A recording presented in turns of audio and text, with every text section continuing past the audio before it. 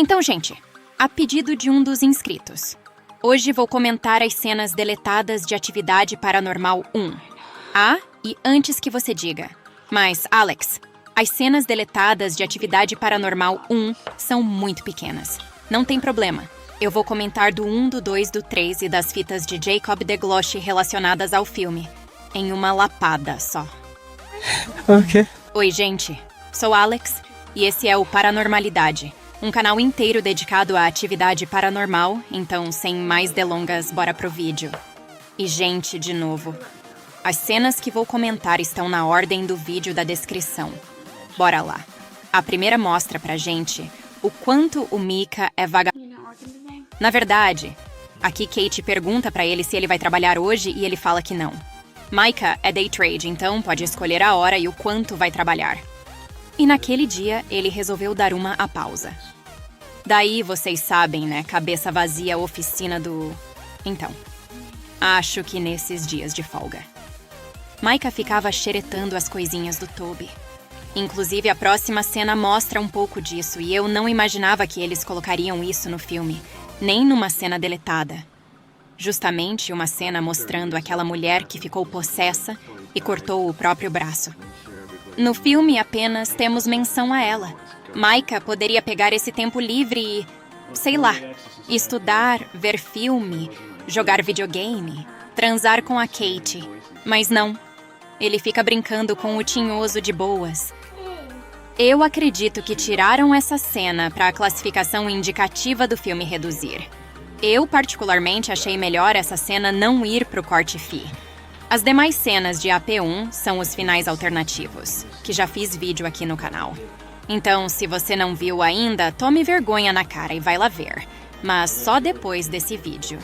Indo direto para as cenas de Atividade Paranormal 2, temos uma das fitas de Jacob DeGlosch.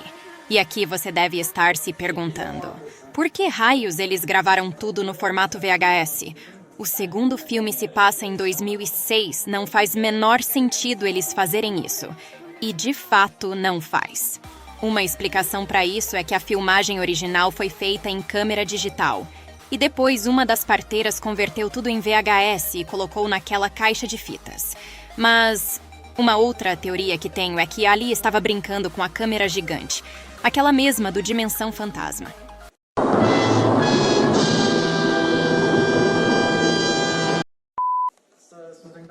Me diz se isso fosse verdade, não seria muito legal. Embora não haja nenhuma prova no vídeo disso. Partindo para a segunda cena de AP2, temos o desaparecimento de Hunter, que reaparece no meio da rua. Essa cena estava inclusive nos trailers. Acho que eles colocam essas cenas pra a gente ver o filme. Ver que eles não estão lá e comprar o Blu-ray com cenas adicionais só pra gente ver essas cenas. Inclusive falando de fitas e cenas adicionais. Existe um conteúdo extra de AP que está bem difícil de achar, que é o Atividade Paranormal A Cronologia, que já fiz vídeo aqui no canal, em que temos uma versão do segundo filme, onde a cena da caixa de fitas foi retirada. Será que isso meio que prova que o lance das fitas e da câmera não eram pra estar no filme? E eles meio que deixaram aquela cena por acidente? Bom, a verdade é que aqui, se formos notar, quando ela pega o bebê, as sirenes de polícia. E tá aqui algumas coisas que não entendo. Na parte seguinte, eles já estão saindo de casa. Tipo, ninguém chegou pros policiais e falou o seguinte: fulano, dá uma olhada nas filmagens aqui, me diz o que acha. Por essa razão, essa cena não encaixaria muito bem no filme, apesar de ser muito boa. E a outra razão é que eles fogem de casa e depois voltam pra lá como se nada tivesse acontecido. Uma coisa vou dizer: melhor que a atuação de Sprague Graydon foi a atuação de Hunter. O moleque que chora.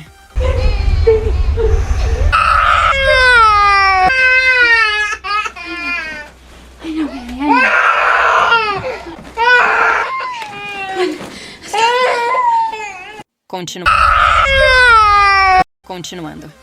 Aqui vemos mais momentos da Ali. E aqui vemos que todas as vezes que é a Ali que está filmando a câmera, fica num estilo VHS e com efeitos bem semelhantes ao da câmera de Dimensão Fantasma. E aí que faz total sentido ela ter pego a câmera pra si. Pois ela é uma jovem roqueirinha. Daquelas que gosta de aprontar umas maluquices.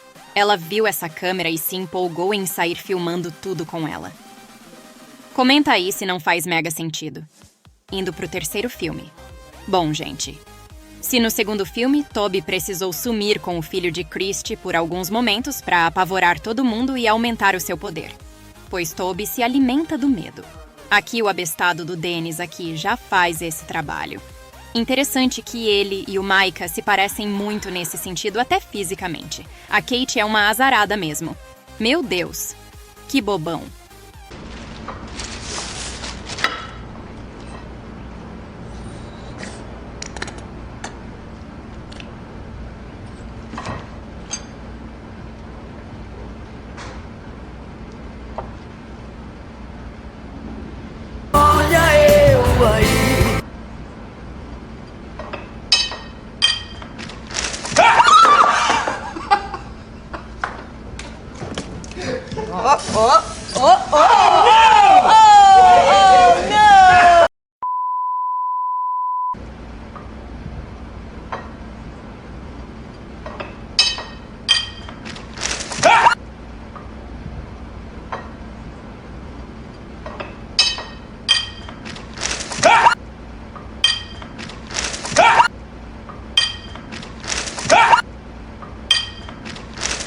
Gente, essa cena está no DVD Atividade Paranormal A Cronologias, e já falei sobre ela. Aquela em que Christy deixa o dentinho pra fada do dente esperando um cookie de volta.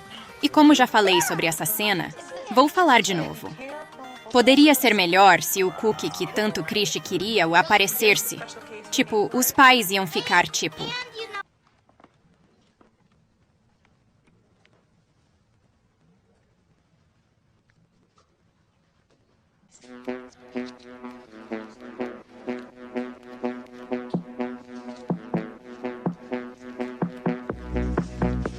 Agora, gente, na próxima cena eu tenho que dizer: santificado e protegidos de Toby sejam os meus inscritos, pois um deles viu o que não vi.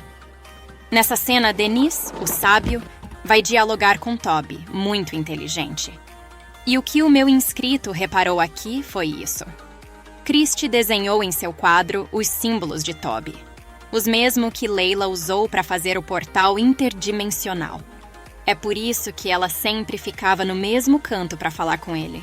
Agora, na cena seguinte, Toby apalpa o seio de Julie enquanto ele estava dormindo e, de novo, essa cena está no Atividade Paranormal A Cronologia. Essa mulher é tão gostosa que nem o Toby se aguentou. Daí ela sentiu aquilo e pensou: bom, deve ser o meu marido querendo usar meu corpo nu. Mas aí ela acorda e vê que não tem ninguém. Na cena seguinte é mais uma cena das fitas de Jacob DeGloche. Nela, Christy simula uma gravidez de Toby e dá ao filho o nome de Hunter, ou seja... Vai dar merda, vai dar merda, vai dar merda, vai dar merda, vai dar merda, vai dar merda, vai dar merda. Então, pessoas, por hoje é só. Muito obrigado aos inscritos deste canal. Um abraço com um crucifixo e que o espírito de Alex esteja com vocês. Até...